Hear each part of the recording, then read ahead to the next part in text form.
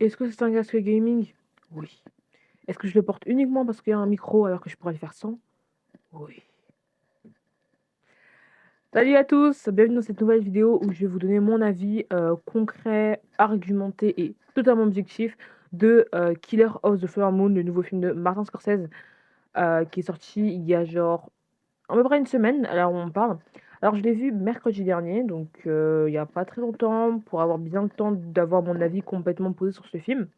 Et honnêtement, sans attendre et sans, tergiverser, je suis du parti que ce film était un chef-d'œuvre, d'accord? Et que tous ceux qui piaillotent encore et encore et encore et encore sur le fait que: «Non, le film était trop long» et cetera. Oh, alors vous, loin de moi.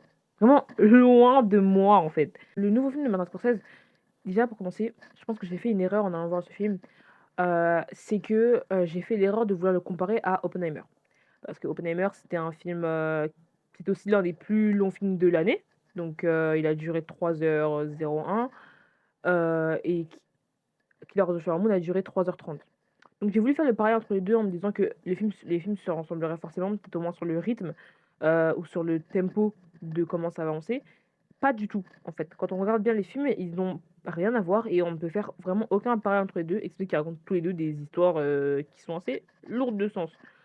Dans Oppenheimer, on a quelque chose de très rythmé, parce qu'on est dans une course contre la montre, c'est ce qu'ils répètent à chaque fois, course contre la montre, c'est une course aux armements, une course, c'est une course.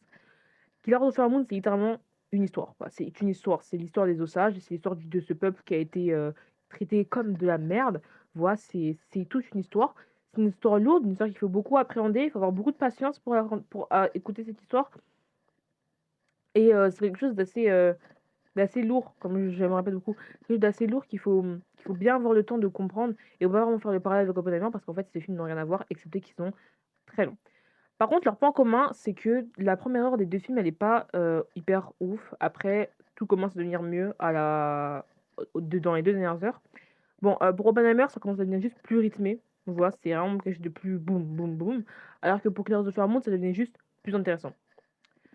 En bref, fini les parallèles avec Oppenheimer là, parce qu'on n'est pas là pour faire, des rassemblements entre Oppenheimer et Killers of the Flower Moon. On est là pour parler de Killers of the Flower Moon uniquement. Personnellement, j'ai pas trouvé le film très long. Voilà, personnellement, j'ai pas vu le temps passer et quand je le voyais, c'était pas quelque chose de mal. Ouais, genre, par exemple, je regardais mon téléphone, parce que j'étais avec un pote en plus de ça, donc il voulait savoir l'heure, généralement. Donc quand j'ouvrais, je regardais mon téléphone, je voyais que, pendant tout le temps qui avait duré genre, 20-30 minutes, en fait, on avait passé que 10 minutes et pour moi, c'était super! C'est-à-dire que, bah, en fait, le film a l'air plus long, mais il n'est pas plus long que ce qu'il en a l'air et je peux encore profiter. Je sais pas si c'est clair. Mais en tout cas, moi, je trouve ça très, très clair. C'est-à-dire que le micro, je sais pas que je parle pas trop fort avec le micro parce que sinon, ça va être un peu chiant. En fait, je sous mes micros parce que, des fois mes sons ils sont un peu il est un peu bas, j'ai l'impression. Peut-être c'est juste une impression, je sais pas. OK. Ensuite, niveau histoire, alors, moi je suis partie voir, Killers of the Flower Moon parce que l'histoire des natifs américains, j'adore. Voilà, les natifs américains, le chamanisme, les croyances et cetera. Moi, c'est un mood que j'aime bien, c'est un mood que je dirais pas jusqu'à dire que ça me passionne parce que sinon j'aurais fait des recherches dessus, mais c'est un mood qui me plaît bien et quand ce genre de films sont faits par, des blancs, j'aime bien aussi savoir que la tribu ou la minorité, communauté concernée est d'accord avec ce film. Et j'ai vu des reportages sur TikTok, des interviews et cetera de personnes au sages qui disaient que c'était un très bel hommage, hem, à leur histoire, en fait, ce film qu'a fait Martin Scorsese et ça qui m'a donné l'envie d'aller voir. Je me disais: «Attends, si en plus c'est considéré que c'est super, vraiment pourquoi est-ce que je n'irais pas le voir, en fait?» Ça qui me fait du bien, tu vois? Si les gens auraient dit: «Non, c'est nul et cetera, c'est horrible et cetera», je pense que je serais allée voir pour faire peut-être mon propre avis ou pour voir et moi c'est horrible, mais pas avec la même attente, pas avec la même passion. Du coup, en plus ça, j'ai pas bien profité du film parce que du coup, comme je vous ai dit, j'avais une appréhension un peu à la Oppenheimer, donc je m'attendais à quelque chose et comme c'est pas arrivé, bah, je suis pas déçue. Je suis déçue que ce soit pas arrivé, mais en même temps, je suis contente parce que ça aurait pas, mis dans le principe du film. Déjà, c'est clair. Ensuite, niveau acteur, bah, écoutez, je vais me répéter, hein, je vais répéter plein de gens, mais Lily Gladstone, madame, mais attendez, je vous jure, quand j'y repense au film, elle était incroyable. Elle était incroyable. Elle était forte, elle était waouh et son regard, les gars, non, Ça me perce. Par contre, est-ce que DiCaprio est censé jouer un débile dans le film? Parce qu'il est vraiment con, hein. Il est vraiment bête, hein. Mais je vais vous expliquer pourquoi dans la partie spoiler. Mais dans le film, j'ai l'impression qu'il fait exprès carrément. Genre, je vais dire un spoiler, mais il y a plein de moments où il se rend pas compte qu'il est bête, et cetera. Ensuite, De Niro. Alors déjà, De Niro, c'est, la raison numéro 1 pour laquelle je suis sortie voir le film. Et que c'est le fait que je voulais encore aller au cinéma et que c'était un Martin Scorsese. Bon, Martin Scorsese, je connaissais pas trop, donc je m'attendais à quelque chose de lourd quand même pour un Martin Scorsese. Après, j'ai déjà vu des films de Martin Scorsese, mais comme j'étais pas au courant que c'était Martin Scorsese, j'ai pas pu apprécier comme si c'était Martin Scorsese. Je sais pas si vous comprenez en fait. Mais du coup, voilà. Et De Niro, bah, c'était la raison numéro 1 parce que De Niro, il est fraise framboise myrtille, niveau physique au niveau acting. Et donc, ça me tendait bien d'aller voir le film. Il était vraiment super. Par contre, il y a une petite chose du genre, ouais, il est terrifiant, etc. Je peux pas dire qu'il est terrifiant, mais je dirais qu'il est imposant. Qu'il sait jouer dans la finesse, qu'il sait aller là où il doit aller. Et que, en fait, sa manière de parler, elle est très complotiste. Il dit jamais les choses comme elles doivent être. Il dit toujours comme une insinuation. Et c'est ça que j'aime bien aussi avec le film, c'est que, bah, en fait, le film et De Niro, ça se complète très bien. Les deux, c'est vraiment des insinuations. Genre, l'histoire des Osages, elle est passée sous le radar du gouvernement, voilà, etc. Et c'est très complotiste. Le film est très complotiste. En fait, on voit vraiment du point de vue des Blancs et du point de vue des Osages. Des Osages qui comprennent pas trop ce que c'est, qui comprennent vraiment rien de ce qui se passe, etc. Et tu les Blancs qui sont là, qui savent tout, qui savent tout, qui savent tout, qui posent tout, qui mettent tout, qui disent tout, mais de manière très secrète, très complotiste, très entre eux. Ambiance des années 20, donc on discutait, hein, ça se complotait par-ci, ça parlait par là, ça parlait par-ci, ça parlait par là. Et cette discrimination, ce meurtre de masse qui a été fait très discrètement, vraiment piou, piou, piou, piou. Je trouve ça vraiment intéressant, je trouve ça vraiment bien de comment ils l'ont mis dans le film en fait. Et je trouve que c'était une très, très, très bonne approche. Je vous retrouverai le tweet, mais j'avais vu un tweet sur Twitter parce que du coup j'ai fait un peu de slide pour voir ce qu'ils disaient sur les réseaux. Il y avait des gens qui disaient que Killers of the Flower Moon n'avait visuellement rien à envier à Oppenheimer. Personnellement, je suis pas d'accord. Je trouve que Killers of the Flower Moon, même si c'était un très beau film, je ne dis pas le contraire, a beaucoup à envier visuellement à Oppenheimer, que ce soit au niveau des couleurs, que ce soit au niveau des plans, que ce soit au niveau du cadrage, que ce soit au niveau de la beauté du film. Je trouve vraiment que, voilà, il y a des choses quand même qui pourraient être mieux, qui pourraient être mieux amenées. Parce que Killers of the Flower Moon, c'était un très beau film, je dis pas le contraire, attention. Mais bah, il était pas si beau que ça. Genre, il était beau, mais pas aussi beau qu'Oppenheimer. Donc, je trouve ça bête de faire une comparaison parce que vraiment, Killers of the Flower Moon a beaucoup envie visuellement à Oppenheimer. Enfin, c'est mon avis. C'est mon avis. Maintenant, on entre dans la partie spoiler. Donc, voilà. Donc maintenant, comme je l'ai dit, Ernest, qui joue du coup par DiCaprio, je trouve vraiment bête. Mhm. Vraiment imbécile, vraiment imbécile. Genre, il s'est pas rendu compte que les médicaments, ça tuait sa femme. Mais de toute façon, à mon avis, il s'est rendu compte, mais il s'en foutait tellement. Pas, il s'en foutait, mais en fait, il n'arrivait pas à comprendre la vérité des choses et il a participé à tous ces événements, au meurtre des sœurs de Lily, de Molly, du coup. Il a participé à plein de meurtres de la tribu, mais toujours étant là, oui, ma femme, ma femme. En fait, c'est un personnage assez enfantin, assez manipulable et très influençable, surtout par son oncle, du coup, qui lui a dit vraiment d'aller faire tout ça. Ouais, qui lui a dit d'aller, allez, va tuer lui là-bas, va tuer lui là-bas, envoie un message à lui, envoie un message à je sais pas quoi, pour qu'il fasse ci, pour qu'il fasse cela. Et vraiment que De Niro, il essaie vraiment d'asservir ce peuple.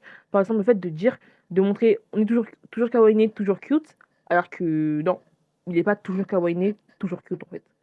Parce que il a construit des écoles, une école de danse, il a construit des hôpitaux, etc., etc., etc. Mais à côté de ça, il tue les Osages pour en fait mettre la main sur leur pétrole, mais pour pas que ça se voie, pour pas qu'on dirait vraiment un crime contre l'humanité. Et ben, il le fait doucement. Comme ça, personne ne s'en rend compte. Tout le monde pense que ce n'est pas lui parce que bah, pourquoi un homme aussi gentil nous tuerait tous? Pourquoi est-ce qu'ils en mettraient à tous nous tuer? Pourquoi ils s'en mettraient à nous faire des erreurs, etc. Si c'est pour tous nous tuer derrière. Ça n'a pas de sens. Et bah, c'est tout ça, c'est toute la finesse en fait du complot. Et je pense que quand les gens disent que Robert De Niro est terrifiant, on parle pas vraiment du terreur dans le sens il fait peur dans son personnage. Juste son malice, son, son ingéniosité et ses efforts, tout ça pour asservir un seul peuple, pour voir un truc aussi horrible, et bah c'est ça qui fait peur, ça qui terrifie. Mais c'est pas forcément De Niro en lui-même, c'est le personnage et la philosophie qu'il y a derrière. L'avarice, à quel point on est envieux de la chose, à quel point on veut tellement cette chose, tellement on est obsédé par l'argent, qui nous pousse à faire des choses horribles. Et je pense que c'est plus ça qui fait peur que le personnage de De Niro en lui-même. Mais De Niro, dans sa façon de jouer et dans son acting et dans son personnage, il l'exprime très bien. Il est très souriant, il est très doux, il est très mignon. Mais en fait, on voit à quel point il rêve juste de terrasser les Osages pour pouvoir mettre la main sur leur richesse et sur le pétrole et devenir hyper riche au final. Et Ernest, c'est la même chose. Il est peut-être influençable et il s'est peut-être mariné dans le moule, mais il sait très bien ce qu'il fait. C'est vrai qu'en tuant Tadachi, en tuant Tanana, en tuant Nanani, ça va créer du tort à sa femme, etc., etc.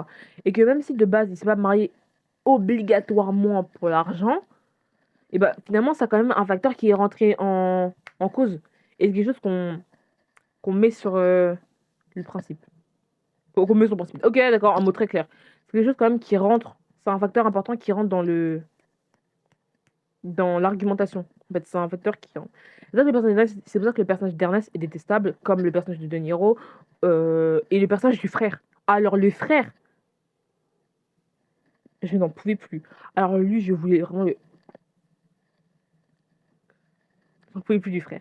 Le frère, c'était un goujat, un bâtard, un tout ce que vous voulez. Vraiment tout ce que vous voulez. Après, je trouve que le film était un peu compliqué. Bon, ça, c'est que moi, hein. Parce que genre, par exemple, Oppenheimer et Killers of the Flower Moon, ouais, je fais encore des comparaisons entre les deux, il y a quoi? Les 2 en fait, il y a beaucoup de personnages. Donc je sais plus qui est qui. Moi, j'ai retenu Denis, j'ai retenu le personnage de De Niro, j'ai retenu le personnage de Ernest, de Molly, de Rita, de Anna, de Minnie, mais de Billy, je sais pas quoi là, de Mitzi Morinstone, de Blackie, de Icy Kirby. Je viens de citer tous les personnages du film. Je viens de citer tout le casting et je vous dis que j'arrive pas à me souvenir des noms. Je viens littéralement de citer de tout le casting, hein. À part les détectives privés. Alors eux, trop de mémoire, vraiment, trop noir. Sur ce film, je lui donnerais vraiment une note de... Allez, 10 sur 10. En fait, ce film, il était incroyable. Et c'était vraiment une histoire qu'il faut prendre, ouais, qu'il faut accepter comme elle est, qui est... Ouais, l'histoire, elle est là. Vous dites que c'est long, que c'est chiant. Vous avez rien... En plus, c'est le seul argument pour dire que le film était nul. C'était long. Ok, mais le développement des personnages, le jeu d'acteur, l'histoire... Oui, mais c'était long. Bah, c'est 3 heures. En même temps, c'est fait pour être long. Après, c'est comme ça. Je dis ça comme ça. Du coup, voilà. Du coup, 10 sur 10, ce film, c'était incroyable. J'ai trop kiffé. Donnez-moi vos avis en commentaire. Partagez-moi vos avis. Voilà, dites-moi. Allez sur mon. Voilà, dis-moi. Dites-moi dans les commentaires ce que vous avez pensé de ce film. Parce que je veux absolument savoir. Et sur ce, je vais vous laisser ici. Peace and peace. J'allais faire encore bobo, il a trop abattu. En fait, vous comprenez, j'ai pas d'intro. D'intro, rien du tout. C'est la marque de fabrique. Bref, peace.